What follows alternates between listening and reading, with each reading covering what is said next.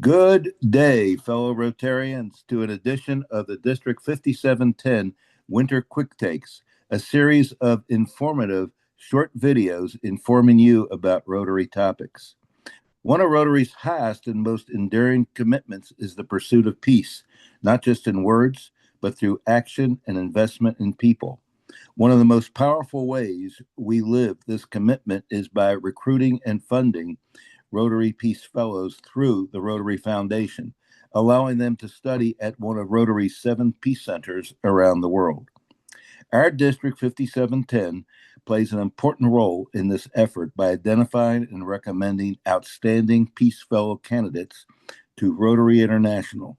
This effort is led by Manhattan's Rotary Club's Rebecca Gould and her dedicated team. Our district has a strong history of recommending exceptional candidates, many of whom have gone on to be selected as Rotary Peace Fellows. Today, we are especially proud to highlight a Peace Fellow, Karla Jordan, our district has supported, who is part of the very first cohort at Bahçeşehir University at the Rotary Peace Center in Istanbul, Turkey, a place where cultures, continents, and perspectives come together. Following Karla's comments, I will offer some brief remarks about the Rotary Peace Fellow Program. So about Karla. Karla Jordan is a humanitarian leader who applied to the Rotary Peace Fellowship in hopes of preventing conflicts rather than responding to them. Karla first worked in the Middle East in 2015 and has since led humanitarian responses with international non-government organizations working in Iraq, Syria, and Lebanon. She applied for the Rotary Peace Fellowship because she hopes to contribute more and more to the prevention of conflict in the Middle East. She is an intermediate Arabic speaker and a resident of Northern Iraq. Her social change initiative focused on supporting a local peace-building organization to build a network of peace builders throughout Iraq. Karla's main interests are in locally led peace building and development, networked approach, and interfaith collaboration and dialogue. Karla is from Kansas City, Missouri, and is a magna cum laude graduate of Truman State University with a BA in communications.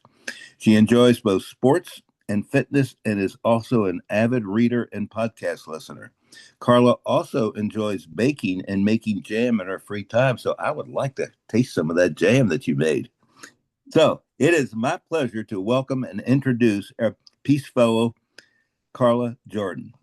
So, Karla, beginning our conversation, what inspired you to pursue the Rotary Peace Fellowship, and what led you to apply to the new Rotary Peace Center in Istanbul, Turkey? Thank you, Chuck, and thank you to all the Rotarians that have supported me on this journey. It's been a long journey, actually, which we'll talk about, and you've been so close to me, and so has the district, so thank you. Thank you very much. You mentioned that I was a humanitarian for 10 years, and I worked in aid and development during that time. But after the first 5 years, my interests were more and more upstream. How can we prevent violence and conflict, as well as injustice?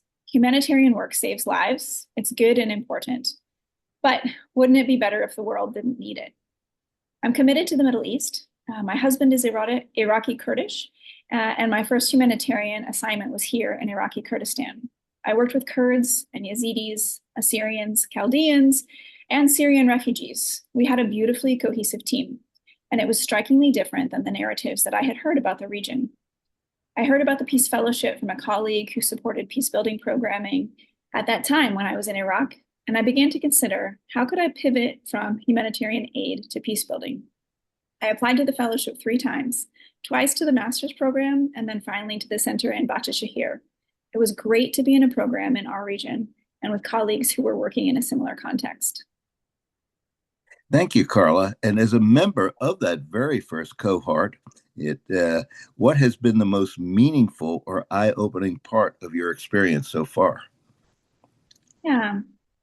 So it struck me how many of our lecturers highlighted their own deficits or weaknesses. I appreciated their humility, but it was also really sobering to hear many of them discuss how the world is changing, how previous models of peace seem to be failing, and how we're entering a new era that's unknown. Many told us that they would present us with more problems than solutions, and they did. At the same time, yeah, at the same time, massive cuts were being made in the aid and peace building sectors. Colleagues, even peace fellows in our cohorts, were losing their jobs, and good programs were getting shut down left and right. However, as I studied the history of peace and considered my work in the Middle East, I was struck by the fact that vast majorities of the world want to live in peace and they find a way to live peacefully. So, in an era where some of the most powerful actors in the world seem interested in more of a competitive zero sum set of relations, it was really helpful for me to remember that most people in the world want to find a way to live together well. That's kind of been my observations as well, Karla, is that people want to live their lives. They want to be with their friends and family and loved ones, and particularly raise their kids, their offspring, and hope for the best for them. So Absolutely. I just salute the work that you are doing and are prepared to do, and I'm excited to see what follows afterwards. Now, you are studying in Istanbul. It is a city that literally bridges continents. In fact, I think there are three bridges between Asia and Europe. So, how does studying peace and conflict in that environment influence your learning and perspective? Well, I was so grateful for the location of the fellowship. East meets West is literally my life. As I said, my husband is from the region. And contrary to the conception, like the current conception of the Middle East as a violent place, it's actually home to the first codes of law, writing, learning, trade spanning great distances, and coexistence between many, many types of people for many, many years. In Istanbul, I found that Eastern and Western concepts were taken seriously, which was helpful. The city itself offers hundreds of case studies, not to mention the country at large. And the program does a fantastic job of exposing the fellows to the country. We had 5 field trips throughout Turkey. It was powerful for me to work with so many Turkish scholars whose academic careers also spoke to the dynamism between East and West. And I gained a lot of insight from the critical analysis of Turkey itself. Well, I can understand that too. I've actually spent some time in Turkey, and I can attest to the fact I was particularly where I was out in a small provincial town, and definitely saw East versus West. But that's a story for another time. This is all about our peace fellowship here.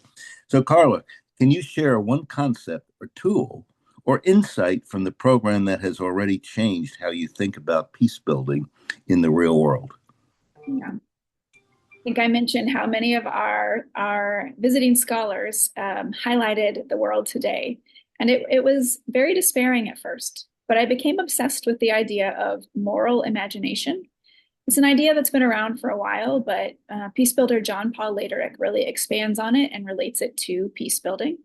Um, yeah, so in this time where we have a new age that we're entering, it just seems to me that openness and imagination, along with courage, are key.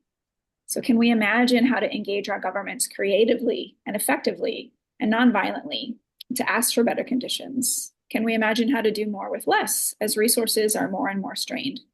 Can we imagine a new story that takes us out of cycles of violence and takes us into a chapter of healing? Imagination might not seem very real, but the fellowship made very clear to me that what we have in the real world is not exactly peace. And so it's time to nurture our imaginations so that we can create new realities. And tell me again, what was the thing that you called? Moral imagination. Moral imagination. That's a new phrase, and yes, we can certainly imagine, what it would mean and everything. And I just to relate, you are so right too about that. Some of the earliest codes of law and peace, I believe they came from the Babylonians. Are I Yep, here in correct? Iraq, right All here in right. Iraq. Yes. So, have you visited any of those sites? Or are they hard to get to? They are quite hard to get to, although I'm feeling hopeful for 2026. Okay, let's hope that happens. All right, I have one more question to ask you, and that is knowing that Rotarians in our Northeast Kansas district invested in you, what message would you like to share with them about why this work and this investment in peace truly matters. Yeah, I'm so grateful to Rotary for the opportunity that they afforded me. Aside from the academic studies, it was time to be out of my place, out of my space, out of my responsibilities, and to reflect on the 10 years of my career that I had had previously. And it's important. Peace is incredibly important. Whether you are working on issues of drug epidemics or systematic violence against women, violence against children, or you're wanting to solve a massive global conflict, it's all worth it. People really depend on peace so that they can reach flourishing and thriving, and it matters. And so I love the Rotary Network for what they do around the world. And I love the Rotary Network for providing this opportunity to peace builders. They're often under-resourced and lack support, and they carry on the work no matter what because of their commitment to peace. And so we're so thankful to the Rotarians who support this fellowship, and it's an investment that's worth it. You know, I think it was Margaret Mead who said something along the lines of, never doubt that a small group of committed people can change the world. Indeed, it's the only thing that ever has. And I think that's true for our Peace Fellows, and it's true for our Rotary Network as well. That is really so true, Karla.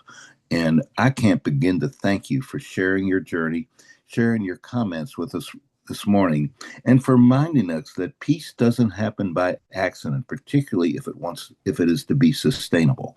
It happens because people choose to lead, to learn, and to serve others.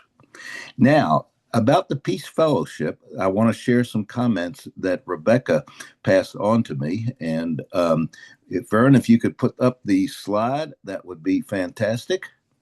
And basically, what the slide is saying is, and since 2002, Rotary International has awarded two types of peace fellowships, the master's degree and the professional development certificates, to individuals engaged in preparing for careers in peace and conflict resolution. And Karla, as she mentioned, she will receive this year the professional development certificate. And I can already assure you that it is well earned. These fellowships that are best also understood as professional development opportunities designed for individuals working in peace building professionals. Now, here's the question for you, my fellow Rotarians. Is there a potential peace fellow in your community? Every club in our district has individuals who could be strong candidates. They may be educators, law enforcement officers, yes, military personnel, artists, architects, or others who are passionate about peace and who want to strengthen their peace building skills. The online application will open in February of 2026. To learn more about the Peace Fellowships, click at rotary.org and you can click on the link in blue at the bottom of the slide. So, to our Rotarians, the Rotary Peace Centers are an impact of your generosity, your belief in the Rotary Foundation, and your commitment to building a more peaceful world. When we invest in peace, we invest like leaders like Karla Jordan, who carries Rotary values forward long after today. So once again, Karla, thank you for sharing your experience so far with us. What you told us, I think, is really inspiring. And yes, in a world, particularly in an area where there has been so much strife and violence, there's hope. And the one reason there's hope is because of peace fellows like yourself.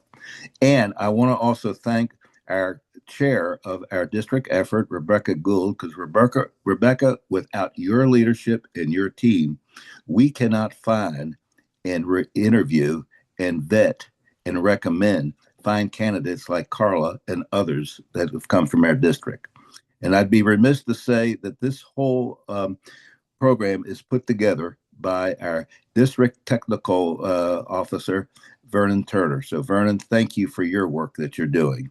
So, thank you all for making this possible, and let's continue to unite for good and serve others around the world.